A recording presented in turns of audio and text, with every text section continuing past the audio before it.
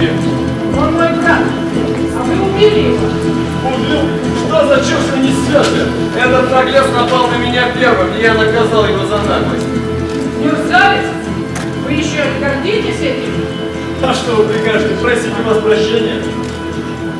Нет. Советую вам помолиться. Перед смертью.